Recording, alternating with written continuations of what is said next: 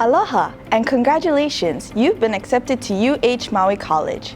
As a UH Maui College student, the first thing you should do is create your UH username. My name is Hiva and I'll help guide you through this process step by step. Your UH username is your electronic key to accessing all the services the University of Hawaii has to offer.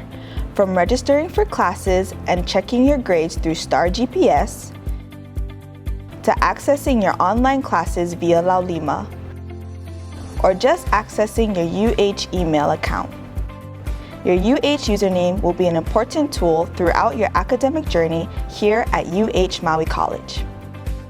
To start this process, using your internet browser, visit the website www.hawaii.edu/username. Once there, on the right side of the page, under Quick Links, click on Get a UH Username. You will be directed to a Check Status page. Fill out the form on the right side of the page completely with your first and last name, the UH number given to you, or your Social Security number, and then your birth date. Make sure you input the information exactly how it was recorded on your application. Once you have filled out the form, click the Check Status button. The system will then confirm your application status. Once the system has verified that you have been accepted into UH Maui College, it will take you to a page where you can choose your UH username. The system will automatically generate some possible usernames that you can choose from.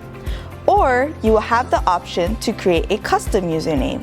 If you do decide to create your own username, however, you must follow the guidelines on the left side of the page.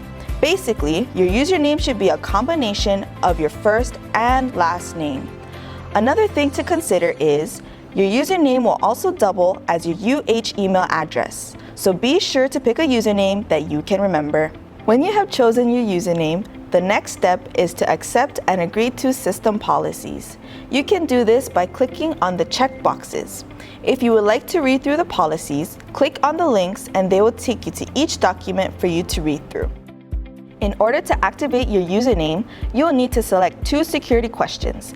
This will help verify your identity if you ever forget your password and need to reset it.